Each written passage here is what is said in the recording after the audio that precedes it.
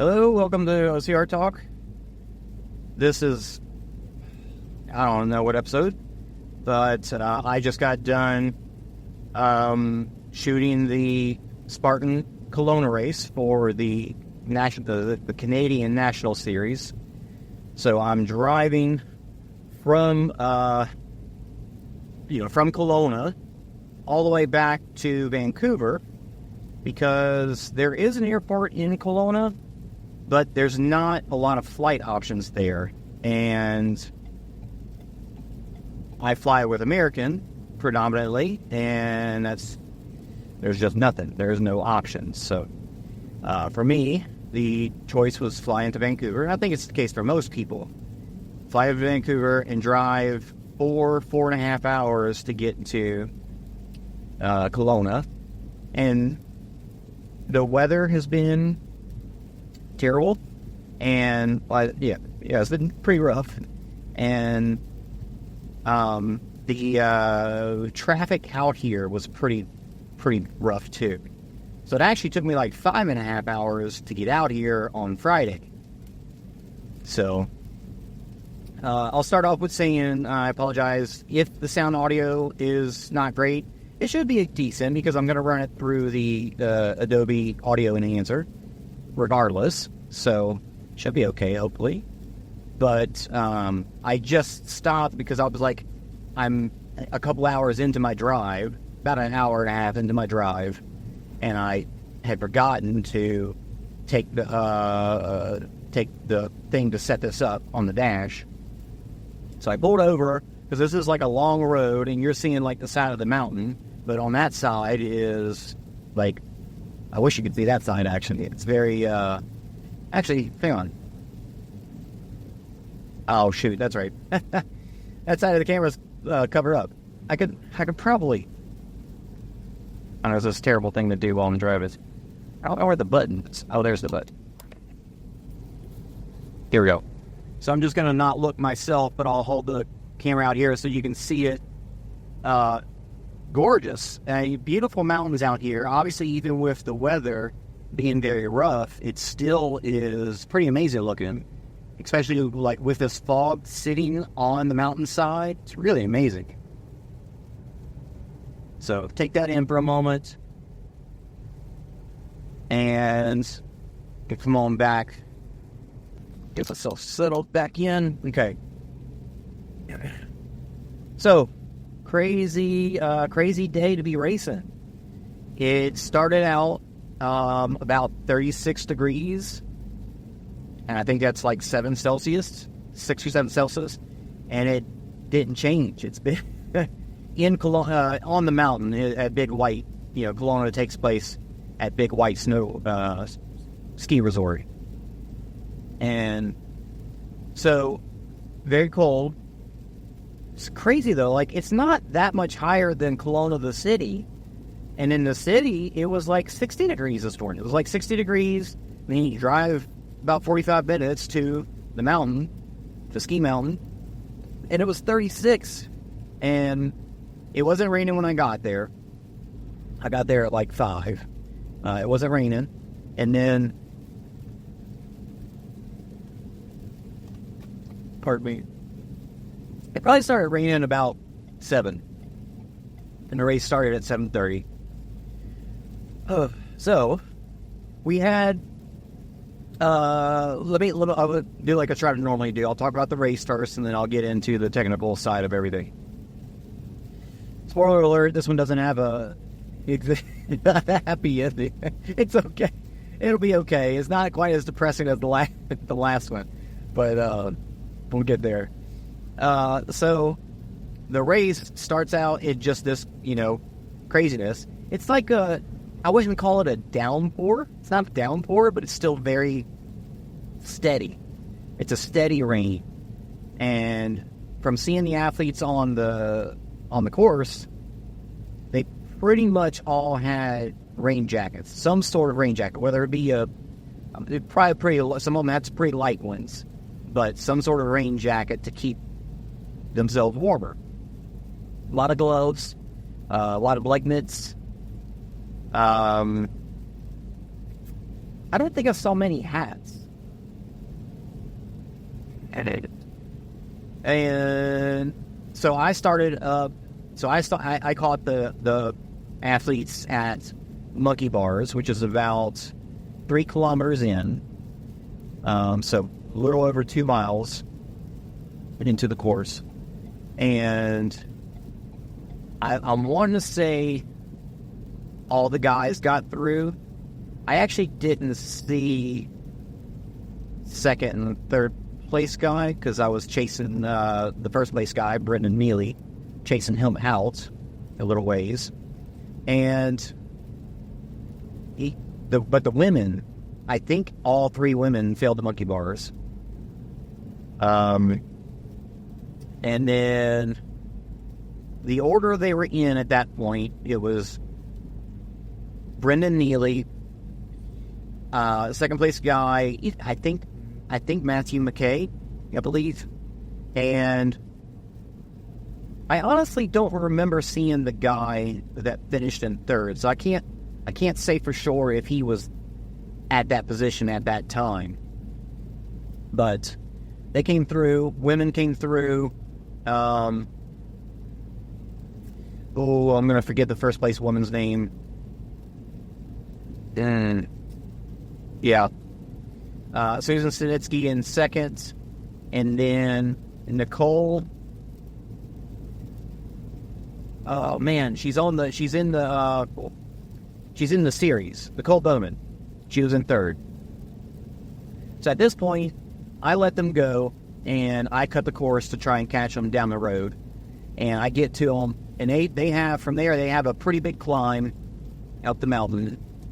And we had a rabbit up at the only obstacle up there was an 8-foot wall. So, but we had a rabbit up there, and then they come down a good ways to Olympus, and then after Olympus was Bender and Stairway to Sparta. So at Olympus, by the time I got there, the first place woman was finishing up her. Oh wow! Look at this fog. Wow, this is really thick. You can see how thick it is. Jeez. The first place woman was finishing up her penalty. And I definitely, while I was there, did not see a single person pass it. So I didn't see the top 3 guys. Jeez, I'm going to slow down. I didn't see the top 3 guys because they had already gone through. Susan Sinitsky, when she came through, she just touched it and went. She didn't even try it. So I went with her. So I waited for her to finish her penalty, and then I chased her down to beat Bender. And I stayed with her for a moment, but she left me after a little bit. And so by the time I got to Bender, at this part of the course does a big loop after Stairway to Sparta. And when you come back, you go under Stairway to Sparta. So I could tell there was nobody coming through at all, not even the ultra people, because there was ultra people on the course. And so I waited for a little while, and then eventually the third place woman came through, Nicole.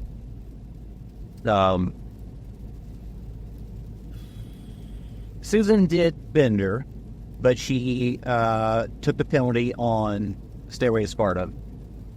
There was actually so Stairway to Sparta's got 2 red blocks, kind of step-up spots that you can use.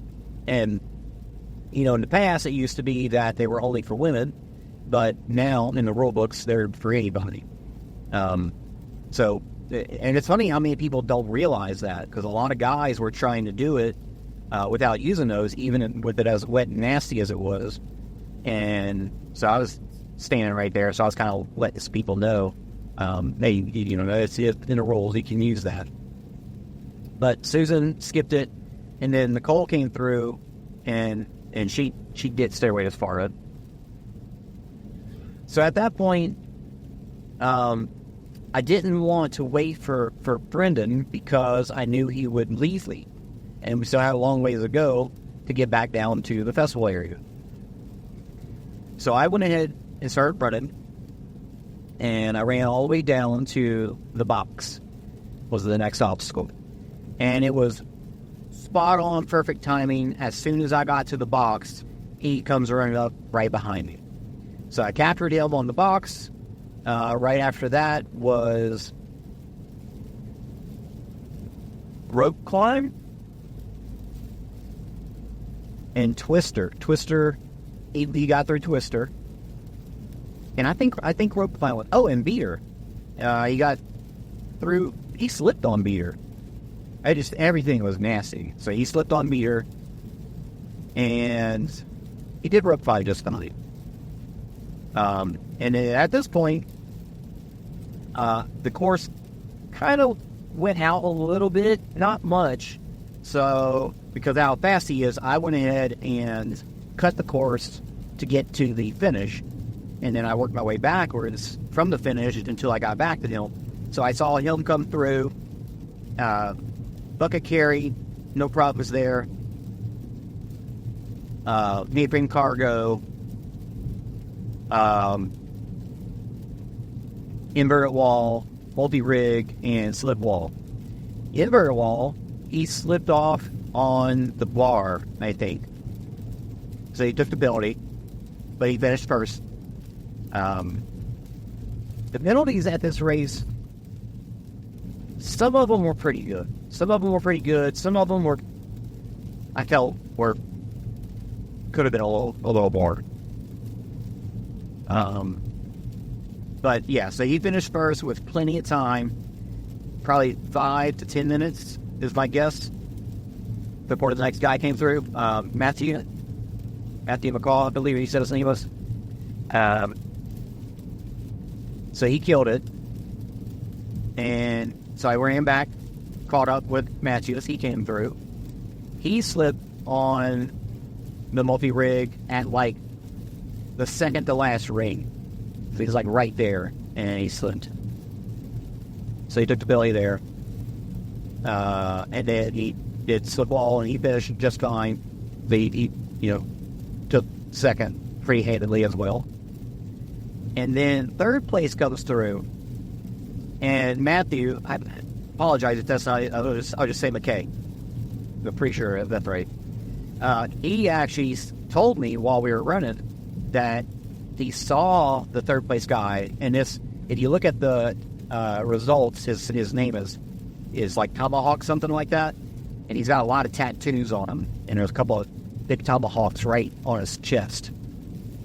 I assume that's why. But he said he didn't have a shirt on, and he was worried about him, so he didn't know if he made it through or not. Because he said at one point his legs were cramping up really bad. Now, obviously, if you're running and you're staying warm, that's fine. But if you get leg cramps and you can't run, that's a recipe for disaster, because then you're going to get really cold. But he made it there, and he looked really good. He was still running strong. And he got to, he got to multi-rig, and at the multi-rig, he slipped, I think, on like the second or third ring. But it's kind of interesting. Even Brendan Neely, I don't know if it was because of the weather or like maybe everybody's hands were full, but I just didn't see it was swinging. Even when you're matching hands, it's a good idea to get momentum. Keep that momentum. So, like, you grab the first ring, you grab the second one, and then you match hands. But before you match hands, you got to get that pullback so that way you get momentum, then swing through and grab the next ring. Then same thing. Grab, pull back, get match hands, and then swing through. So I just felt like everybody, all top three guys, just didn't have momentum. They didn't really keep momentum going through the rig. And so I think that was really the third place guy's issue, that he got to that point, and second ring or third ring, and then just didn't have momentum to get to the bar. Now, third place guy, he got on the slip wall, and he said that his hands were like barely working for him. And he got on a rope that was obvious, like you could tell it was muddy. Like some ropes, there was 2 ropes I think that were black, and then there was all the rest of the ropes had a brown tinge to them. So you could see as he was pulling up, he was slipping. The rope was slipping through his hands, and he tried it maybe three or 4 times, and he started asking, "Is there a penalty for this? Can I do burpees or something?" And we even asked somebody at the finish line, and they were like, "No, it's a must complete obstacle." So eventually somebody pointed out, try the second one from the end, because it looked dark. Just looked like the rope. And that one, he got plenty of grip and got up and over it. So he was kind of, I think, worried for a second there. Put in all that effort, and then if somebody came in past him, and I believe fourth place. I couldn't tell you. It's hard to tell. Everybody's got jackets on, so it's kind of hard except for him. He had a little flag hanging around him. I was telling him, take that little flag and use it to grip the rope, because it'll help you on a slippery rope off. It will help you grip it better. And but anyway, so he had that little flag hanging around him. It wasn't, I don't know what it was. It was like a yellow, like hat came almost. But so I couldn't tell when I saw what I thought was fourth place coming over the A-frame cargo if that was actually a hill or not. But basically, from the time third place finish, and I, talked to him for a second, and it went back to the A-frame, which was right there. Fourth place was there. So if that was fourth place, he definitely could have, if he couldn't have gotten over the slip wall, he could have lost third place. So amazing efforts by these guys, and again, it was just nasty. So getting through this 13-mile course was just an effort in itself. Like, even if you did every single penalty loop, just getting through the course was, I'm sure, just one of those days where it's like, I just wouldn't get done. Like, there's nobody at the finish line. Usually you got a crowd at the finish line, everybody's clapping for you. These top 3 guys came through, and there's one person there to cut your band, and there's another person behind the table to give you, snacks. And that's it, a photographer and myself. And so you come across the line, and there's like, we're cheering for them, but there's nobody else. It's crazy. And then like that, at that, you don't hang around because it's cold, so you just go straight inside. So when the next guy comes in, there's nobody there either. So very interesting, very wild. Then the women. First place woman. Oh, it's right on the tip of my tongue. But she came through. I caught her just up the hill from the bucket carry. Actually, I caught her on vertical cargo. That was the obstacle right before the bucket carry. So I caught her there, ran in with her, and she failed. I'm pretty sure she gave Bobby Rig a try, like a good try, and she slipped off, I think, on the bar. Like she was doing pretty good getting through it, but she had a great lead, so she had no issues finishing it up. And then Susan Sinitsky comes through, and I had to work myself not quite to the past the bucket carry, but not quite to the vertical cargo before she showed up. And when I had seen her back at Bender and Stairway, or maybe no, it was when I saw her at Olympus. You could tell that she was not having a good time, and she even made a comment to me like, "I'm so cold," or I forget exactly what she said. And it was, so when she caught up to me at the end here, you could see it on her face that she was just hating it. pushing through. We're still running great, but man, she looked like she was so done. It was ready to be done.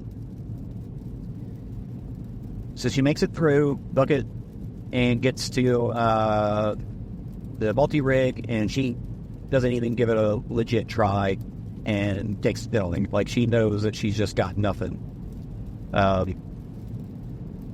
Plenty of lead, so she didn't have to worry about that.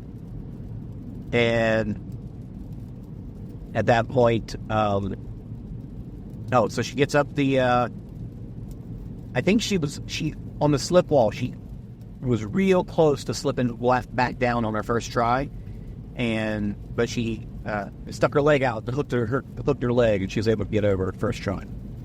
And she crosses the finish line, and she just collapses to her knees and starts bawling. Like, the person with the chip cut the chip bands off of you.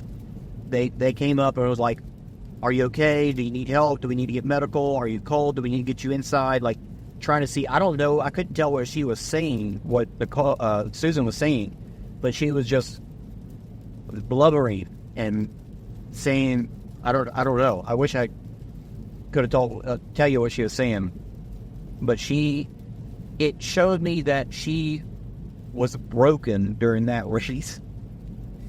And it's emotional thinking about it. She was broken. You know, we talk about this at World Toughest a lot. You finish out there, and then you make it to the finish line. That is exactly what she did. She was destroyed. And then she crossed the finish line, but she gritted and pushed through. And I know she even messaged me and said, "I'm so sorry for the bad footage you got because of me acting like that." I told her, "Don't be sorry. That was amazing to watch, because I could see that how much you pushed through being broken. And when you made it to the finish line, you were able to finally let it out." And it makes me well up, because I think about some of the times that I've finished a race that have just destroyed me. Like the very first Spartan Ultra that I did. That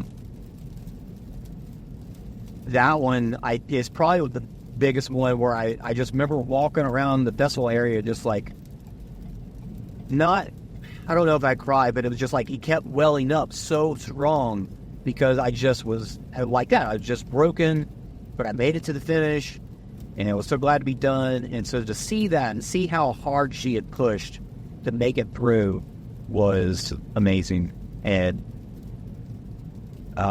just amazing.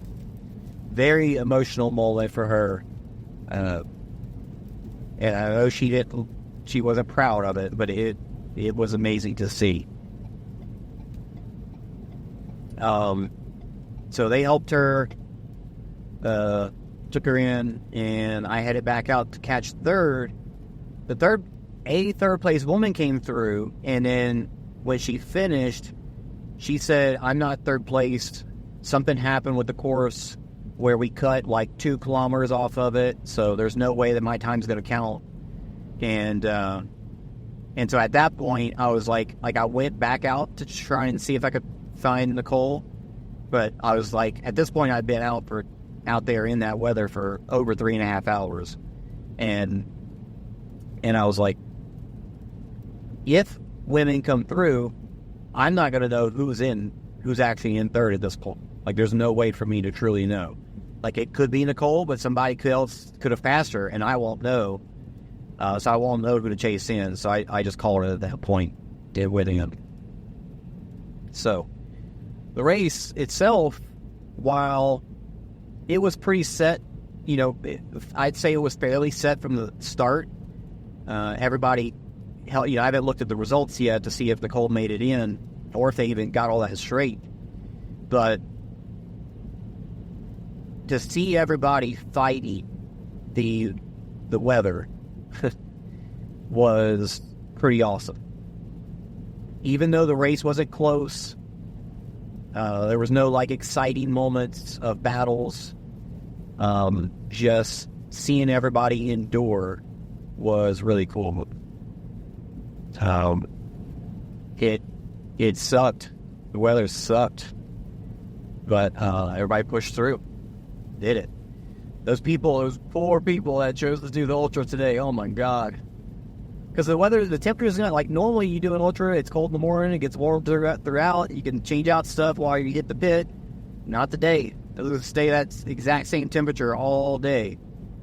So crazy. So, with that, I'll switch over to technical side of things. We had, in total, 7 rabbits, which isn't bad.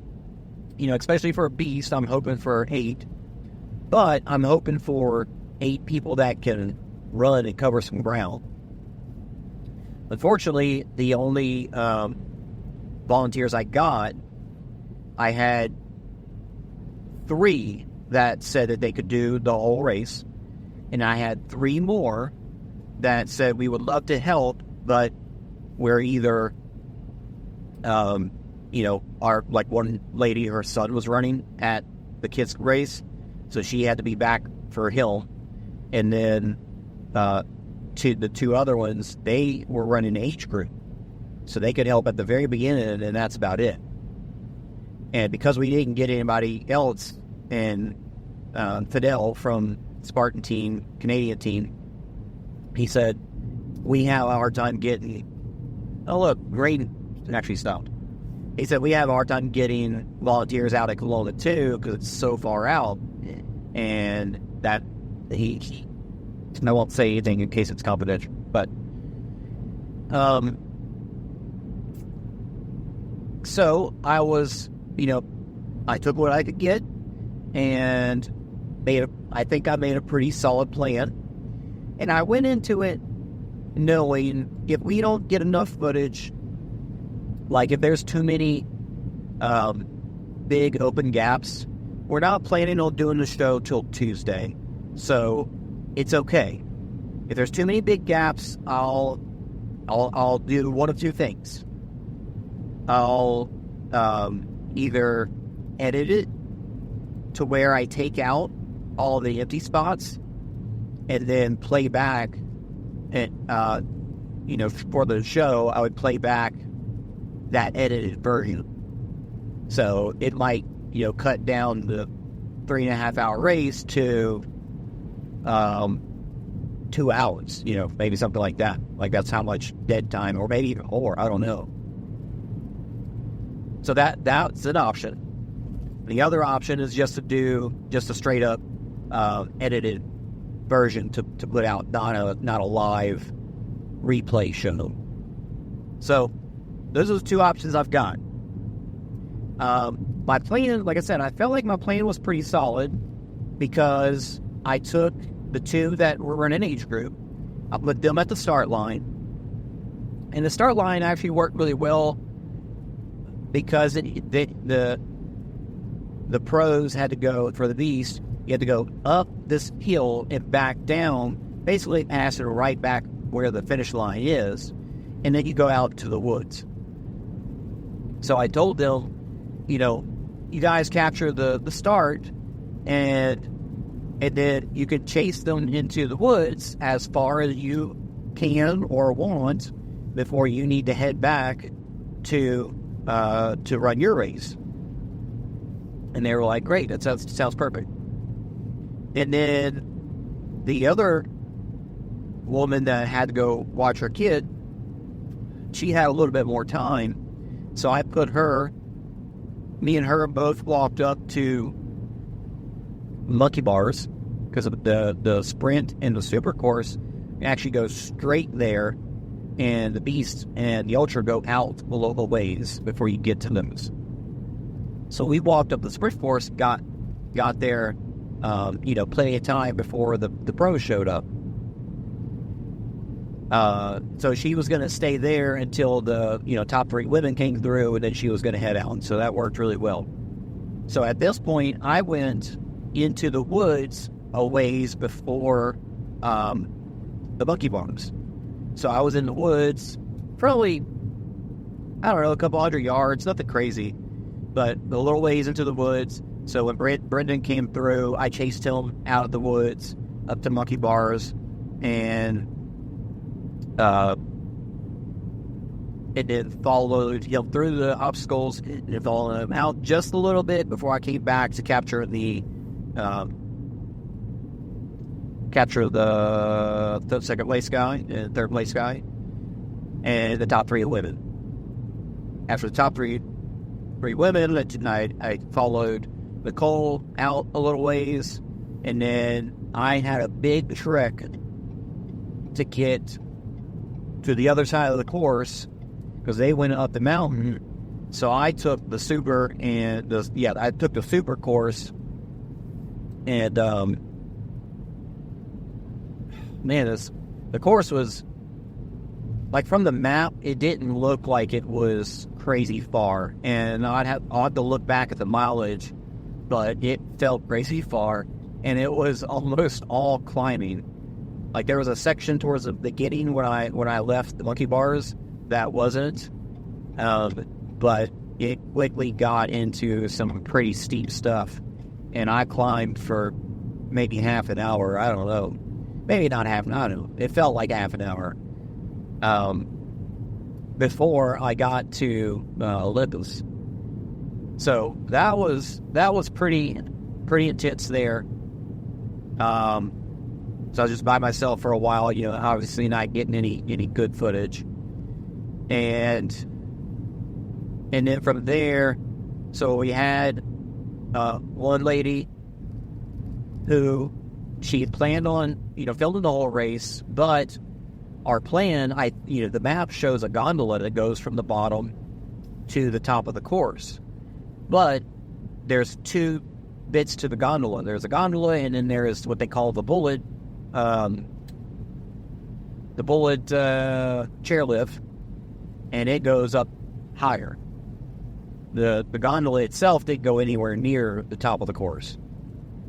So we had to kind of, and the gondola opened up at 7, but the chairlift it didn't open till like 10. So it wasn't an option for her to get up there, because I was going to have her go up there, film, and then ride it back after the athletes came through at the only obstacle up there, 8-foot wall. And so since she couldn't do that, they trucked her up there, and I told her, when you get done, go ahead and run the course, the normal way, follow the course, and run back down the mountain. Now, there's a part of the course where, like I said, where the A-frame cargo was, and then the beast loop goes out a good ways from there. But if you just follow the super course, then you would just go straight back to the festival area from that point. So that's what I told her to do, just go ahead and follow that. And, if you can stay with the third place woman, obviously try to do that. And since I was at Stairway to Sparta when the third place woman came through, and Shelly, she was nowhere in sight, and I was like, well, she might be behind if she's coming down. Hopefully she's okay. And then later, I found out that she got a ride back down because it was whipping up at the top, and she was very, very cold. So thankfully they got her down, and she had the run down. And then I had two other guys, a dad and a son, and they were out at Tyrolean Traverse, and I had the son further down the mountain, down the trail, but I don't know. I'll see. I don't know exactly. Oh, he was supposed to start at Stairway to Sparta, but he was supposed to chase out the men. So since I got to Stairway to Sparta and the men were already gone past there, he probably chased them over to Tyrolean Traverse. So where Tyrolean Traverse was, you could drive there and park right next to it. So I'm pretty sure that's how they got over there. And then I think they trucked the son to Alex to Stairway to Sparta. But then I bet when he ran out to Tyler and Traverse, he probably stayed there and then rode back with his dad, which is totally fine, because I had originally told them to run in, and then I would give them a ride back. But with the way the weather was, like, no, just take care of yourself. They say did enough, get athletes at the obstacles. That's also enough, plenty enough. So basically, at the end, I knew that I was going to be the only one that was going to be able to get the finish. So that's why I ran down early before I saw Brendan at Stairway to Sparta, and went ahead and it got down to Catch Hill further down the mountain, which it worked. So here's the technical issues that I ran across. For the most part, everything went well. Like, they did a great job at... I send out instructions for downloading the app that we use to record. It's called Timestamp Camera, and we use it with, it puts a timestamp on the camera, so that way I can sync up all the videos, and when we play them back, I don't have to worry about anything. As long as they're all one long video, then I sync them all up, hit play, and then we just switch cameras. So I sent instructions for that to set it up and all the settings to use, and they all did a fantastic job. They had read the slide deck, got all the information, set it up properly, everybody was good to go. They all had looked at the rabbit plan that I had sent out the night before. They all knew what to do. For the most part, we talked about a few technicalities, but everybody was really good. Like, they did a great job. They were awesome. Since it had already started raining, I had prepped myself the night before. What are we gonna do? Most phones nowadays are waterproof. Not all of them are, but waterproof enough that you could drop it in water. They can be in rain and it's not gonna hurt it. But the gimbals are not. So since it turned out it was raining from the start, we had everybody go ahead. I had picked up Ziploc bags, some like gallon Ziploc bags, and picked them up, and some duct tape. I say duct tape, but it was Barracuda tape. And I say don't get Barracuda tape. Find duct tape if you can. I don't know, maybe they don't sell duct tape. They had... I feel like they had duct brand for, like... This is at Walmart where I got it. I felt like they had it for, like, painter's tape and all kinds of other tape like that. But they didn't have actual, like, just normal duct tape. Anyway, using this Barracuda tape, it did not... It, like, stuck... So we took the phones, basically put them in the top corner of the bag, ripped the hole out of it, and then taped around the hole to stick it to the phone. So that way the camera would be open, but the rest of the phone and the gimbal would all be covered. And so we did that from the get-go. And within, 5-10 minutes, you could see the tape was already starting to come undone because it was just so, humid out there, all the moisture in there, and the tape just came off right away. Ridiculous. So that tape didn't work worth its while. Jen, the one that had gone up to Monkey Bars with me, she had taken out her hairband and given it to me to wrap it around the bag and the phone, and that worked. Yeah, like it worked for the rest of the race. I had mine hair tied up. She had, at one point when I came back to her, she had taken some, like, caution tape, because they had, they always put caution tape around the obstacles. She had taken some caution tape that was still out there, I guess, and wrapped it around and tied it around her phone, because there is the same thing happened. And Jen, Shelly, up at the top of the mountain, she said her bag flew off, and because it was so windy, and it just was gone. Like, she had no chance to even grab it, because it just flew off and just went away. So yeah, that obviously didn't work, taping it down. So if we ever get in that situation, I'm giving myself hiccups. If we ever get in that situation again, I will get some rubber bands and use those, and that should work just fine. The gallon Ziploc bags worked pretty good. I think if you used like grocery store bags, which I couldn't get any because the Walmart up in Canada had no plastic bags. It had reusable bags that you could buy, like the cloth bags. So I didn't have plastic bags.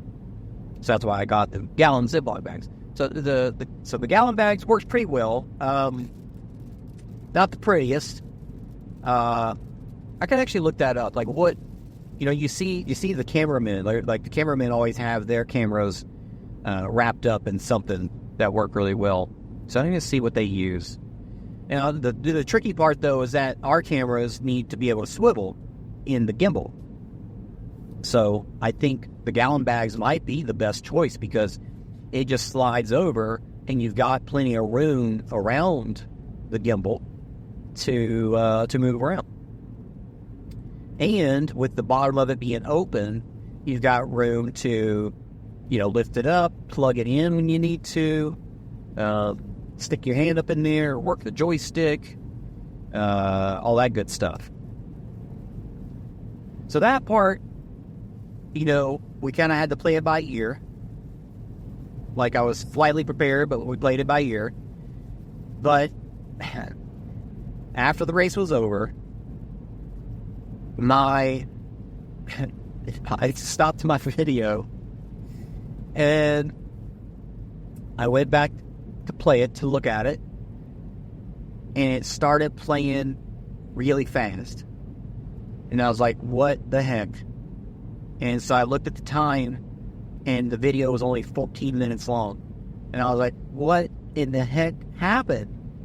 Did the video just, mess up? And then I fast-forwarded through it, and it was the entire race. And then it dawned on me, my video was recorded in time-lapse mode. And I was just like, oh my God, are you kidding me? So my whole video, which has all the finishes, is all in time-lapse. like 2 frames a second. So you can't slow it down because it looks terrible. It's like choppy, like watching old ORM live streams.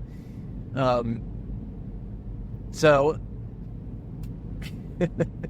at this point, I'm not even mad. I'm not even mad about it.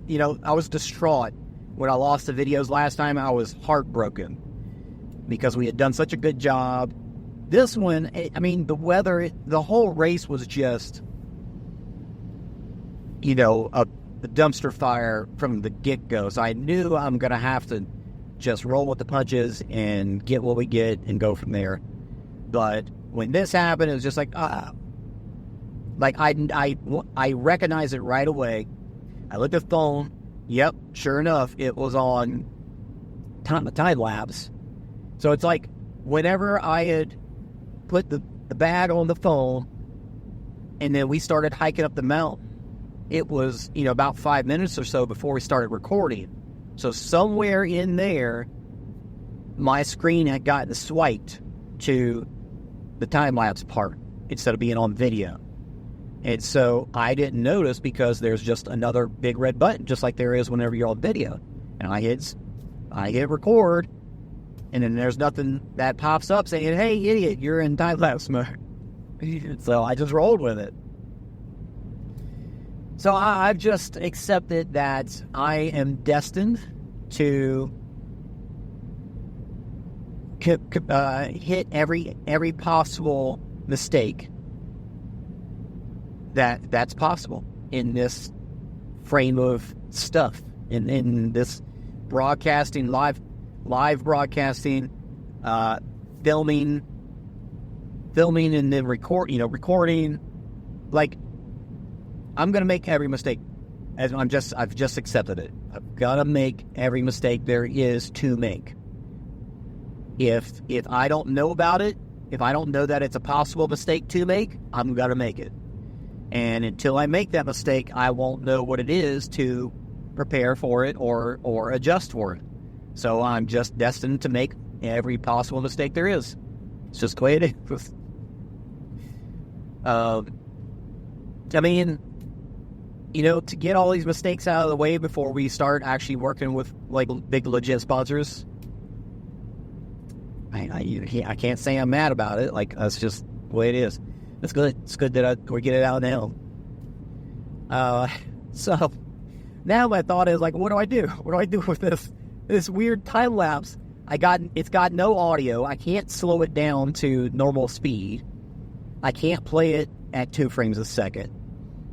Probably about the most I could slow it down to is about 15 frames a second without it just looking horrible. 15 frames a second might be okay, but it's still going to be sped up. It's going to be like 1 times 0.25 because it was recorded in halftime. No, not even halftime. 50%? No. I don't know what the setting was because it was a 3.5 hour race condensed down into freaking 15 minutes. So it's so stupid. So anyway, my thought is I'll probably go ahead and do the edit first to see how it comes out. I'll piece in. Now, what I won't do is I won't piece in my video. I don't know. I'm just going to try it to see how it looks. I mean, it might look terrible, but to piece my video in. So I'm planning on doing an edit first. I've got till Tuesday, if we even do a show. So I plan on doing that. And I'm just going to see how it looks. We'll see how it looks, and then if it looks okay, then we'll do a show. And but I'm just trying to think of, like, how's that going to go? Like, what are the commentators going to say? Like, oh, pardon the sped up version here. Oh man, I don't know. I mean, if I do an edited version and just release it as the edited version, and then I'll just put a disclaimer at the beginning,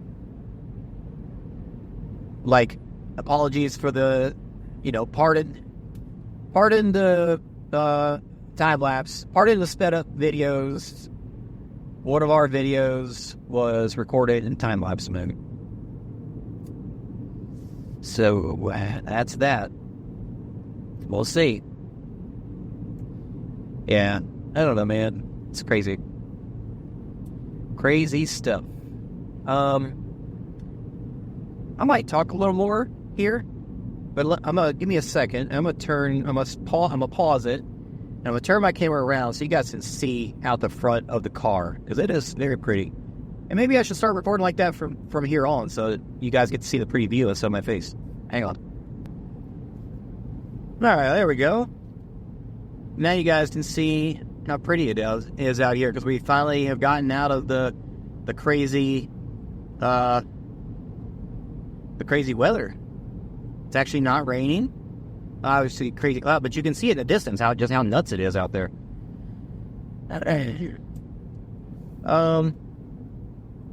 So if you normally join me for, a little race recap and then some technical talk, I think, unless something comes to mind. Actually, I do have something I can talk about with World's Toughest. And then I would like to talk about World Obstacle a little bit, because that race was this weekend, and I've followed it as best I can, but I'll get to that in a second. Yeah, I was thinking about World's Toughest. I've been working on some, like, how are we going to handle the graphics for the leaderboards and how and individual stats. We had done this back in 2002, where I had the results feeding into me in a JSON format. And I think I've fed the JSON format into something. Oh, I can't remember. Somehow I want to say I did a simple script in vMix. This is so long ago now, I can't remember how I did it.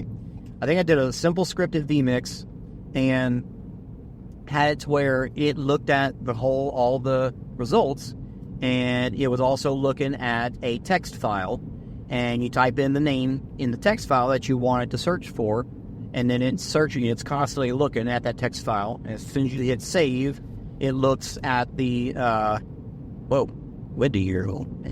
looks at the,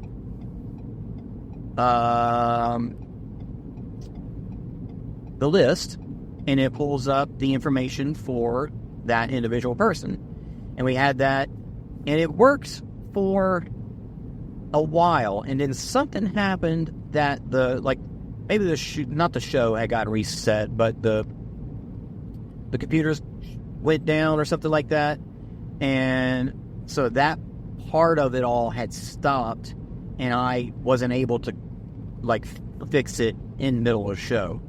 So they had that happening for a little while, and it was really cool because the viewers were able to say, yeah, hey, how's so-and-so doing? Their family and friends. And then the Francesca and Will were able to type that name in and then put that graphic up on the screen that showed just that athlete's mileage and stuff. Very cool.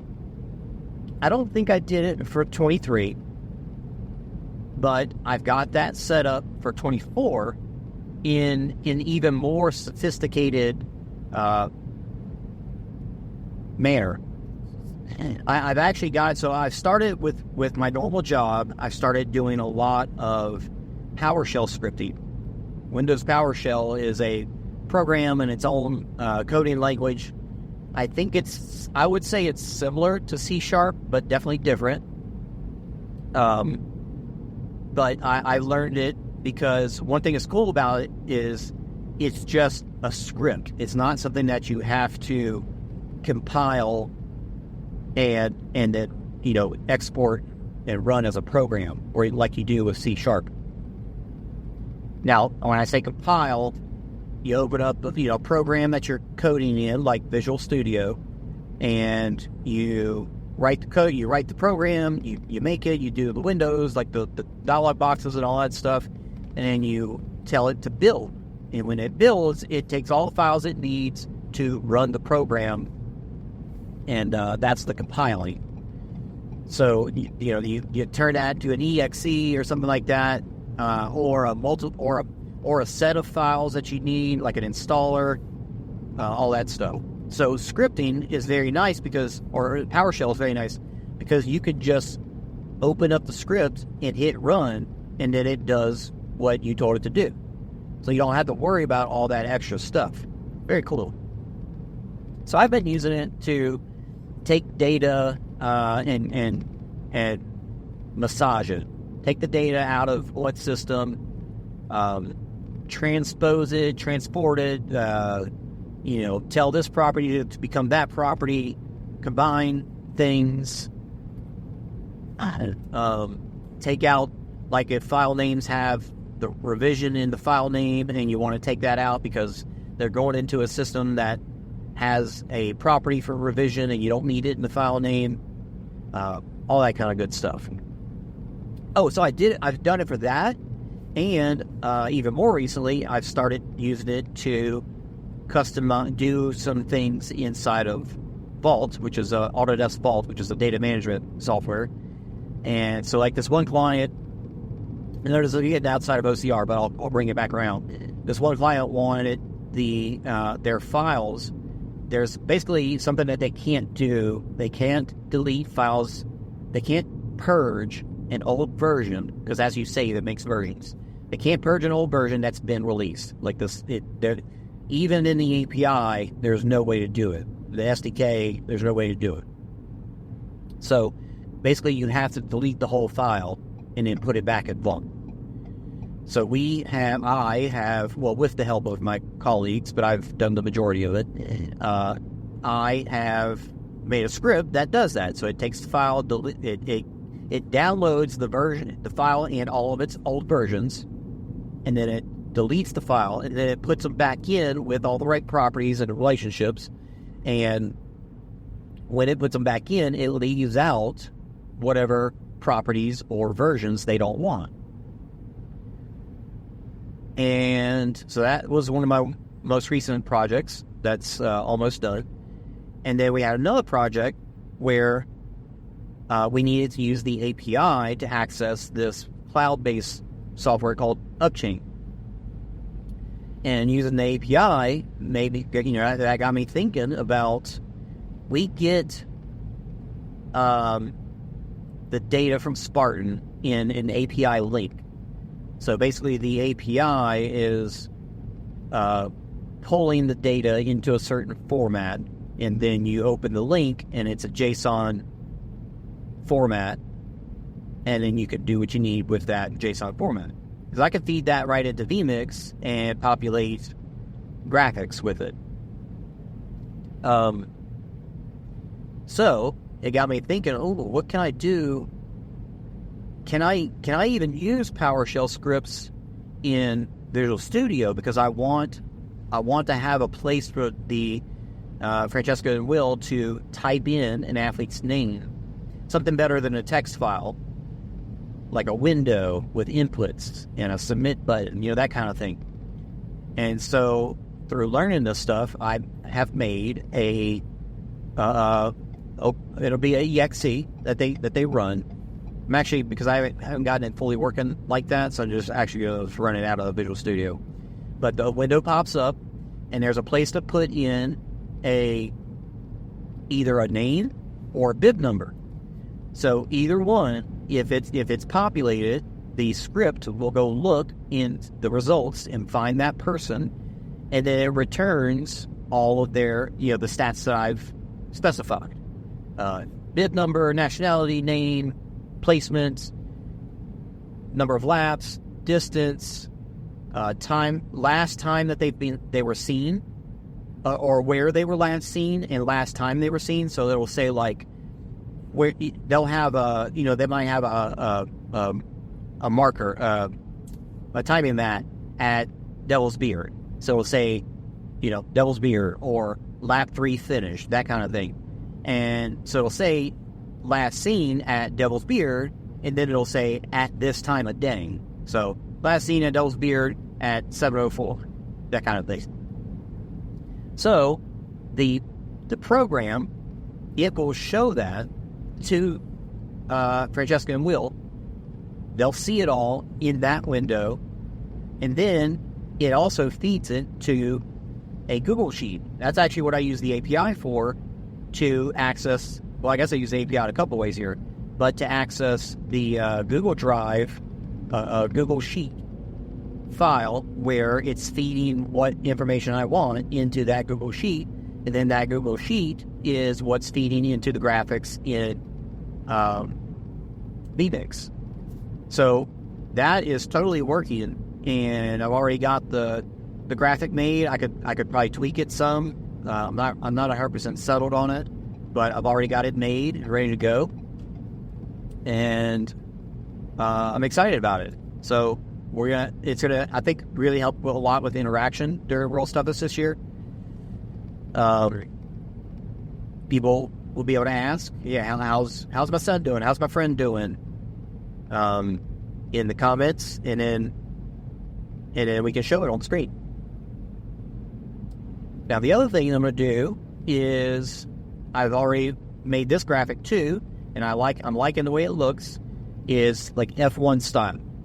So F1, a good portion of the race, they have the results, or everybody's positioning up on the left side of the screen. Now, there's not a lot of information there. You get the driver's first 3 initials of their last name, the company, the logo for the company they drive for, and their position and what their, I think it's their, the difference from the leader. So how far back are they from the leader? So, because in the past, we've only shown the leaderboard every so often, this way we can leave it up the majority of the race. I also put the time clock on that, so it makes sense to leave it up the majority of the race, so you get the time clock and you can see where the top 10 men and women are at. So I'm really excited about that one. I think it looks decent. It doesn't look amazing. I'm not the person designing the F1 graphics, but it looks pretty good. And it could just be up there the majority of the time. So I've got it showing top 10 men and women, their placement, and then we're going to do their miles, number of miles, and their distance, their time behind first place. Yeah. So I think it's going to be cool. If you have any ideas of anything else, like what would make a cool graphic to show, the only other things I really have is like obstacle lanes, something got a social, like a social comments. We got that graphic. The full leaderboard, got that graphic. But if you got anything else that you think would be a neat graphic to show, I've actually got room below the, like if you ever watch F1, sometimes you'll see they've got that leaderboard for their top 20, but then below it, they might show, it doesn't always show, but it might pop up and show an individual person's stats for something. So basically there's room down there to show other stuff. So if you got any ideas, anything just crazy, just let me know. See if we can see if it makes sense, if we can work it in. Why is this shaking? I think that'll be cool. Looking forward to World's Toughest. It's Florida, probably going to be good weather. You can't promise that, but the chances are higher, like Texas and Vegas. The chances are higher of the weather being warmer. Like Vegas was always, I don't know, maybe 65. Like the weather never got crazy cold like Alabama. But obviously when you're in and out of water and the wind's whipping, then it's always cold. So, you still wear wetsuits and stuff. But in Florida, if the temperatures are, like I think Laughlin, there were people that never put on wetsuits. Like Turbo Psycho's pretty sure never put on a wetsuit. I never put on like a shorty. I just wore a jacket, neoprene jacket, and leg mitts and a cap. And I actually took them all off for half of the lap until you get to the water obstacles. So I was constantly taking those things on and off because it was very hot with lawn. But the water was cold, so it felt really good having them on in the water. But this year, for me, rabbiting, it's that warmer weather is really nice because I'm running around at night in 65, 60 degrees or whatever it ends up being. Even in Alabama, when it was really cold, I was running around in shorts and a t-shirt, and when it was 50 degrees, I don't know how I was even without a shirt a good portion of the time. So, last thing I want to talk about is the FISO World Championships that was this weekend. Main thing I want to say, this thing is just shaking on me, and I don't want to shake you guys. It's like sitting on top of it. It doesn't matter. From what I hear, there wasn't a big crowd, but the pro field was still fairly stacked. And I think I'm having trouble finding the results. Like, going to their website, I can't find the results. Going to their Instagram, can't find the results. It's ridiculous. But from what I've seen from social media, other people's social media, is that in the 3K, Ian, I think, and Jesse DeHare were first and second. Jesse being second. And then at the 15K, I believe he won. And on the women's side for the 3K, Enrique won. Pretty wild. I think Nicole Miracle got like 5th. So Enrique just won the Ultra World Championships. Like, I knew she would do well, but I definitely did not have her pegged to win. I did not know. I know she's decent she's pretty good at obstacles. I won't say decent. I think she's pretty good at obstacles, but I didn't know that she's that fast. Very wild. I mean, on that course, again, they don't have much to show, so it's hard to tell, but I don't know how difficult the obstacles are. Maybe that's what made her, maybe that's what helped her out. I don't know. Or maybe she's just gotten that fast. I did see a video of one obstacle, and I feel like Nicole Miracle's right on her heels in that obstacle.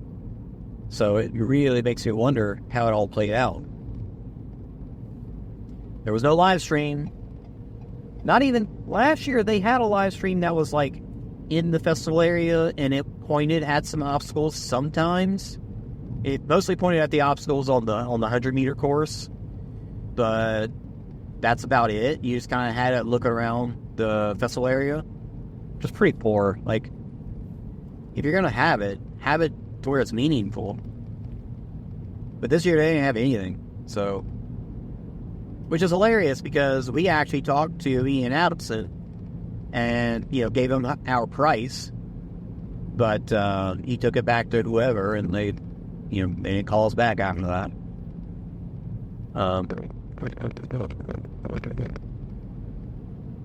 It would have been cool. Anyway, I don't know who won the women's 15K yet. Again, trying to find results. I can't find them. But I don't know. We'll see. Very interesting how the 3K course was in hand around, I think. Don't really know. I can't even say I saw a course map. A stadium. So it was in and around the stadium. I think, some of the obstacles were on the track. But it was all right there. But then the 15K was like, I mean, from what I've heard, it was like an hour away, like a completely different area. So what Race Brain was saying is that they expect, not that we all knew, because no course maps, what we expect is that the 15K would be a obstacle-wise dumbed down version of the course, because at 3K, easy to set up obstacles. They're going to put all the crazy hard stuff in there. And then the 15K being out in the woods, they're just not. And so, I don't know, but that's kind of the hubbub people are saying.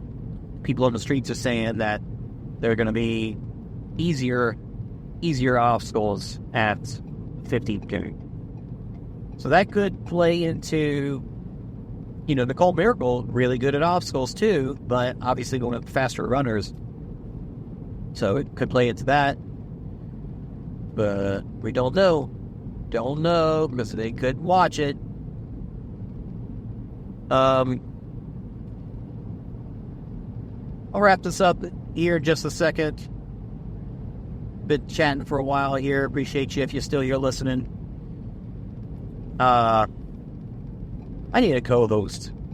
We need somebody to ride with me. I do much better chatting with somebody. I got too many pauses and ums and all that stuff and talking about myself, but I don't. But and then I try to not say and then I start thinking about that instead of what do I need to say next, and it makes my pause longer, and then it makes me more conscious of the fact that I'm paused and I'm not talking. And so trying to not say makes it worse. It's like the makes it easier to continue, because I need a second to get to the next thought. So I'll go ahead and just either just start a sentence like that, not know really knowing where it's going, or say, okay, now I've got the thought, now I can move on. But when I try not to say then I go in my head, all right, don't say and that's me thinking about that rather than thinking about what I'm going to say next. And so then it just perpetuates the issue. Yeah, well, hold on, give me something. And that's that. Coming up, I'm actually running a 15K next weekend. It's going to be in Texas. It's going to be hot as crap. And that's my goal is to survive, to actually finish it in the heat, because I know that's my struggle. So we're going to be aiming to finish a 15K next weekend in the heat. And then the weekend after that, September, is the busiest month of racing for me. I'm going to go to Savage twice, I think, Spartan, Seattle, and Midwest OCR. Very excited for all these races, but they just all fell back to back, and it's going to be tough. I have already spoken with myself about all of this and what I need to do, and next year needs to change. And it's not that I can't handle it. It is hard, and I know I can handle hard things, but I know that it affects other people too. And so that's the main reason.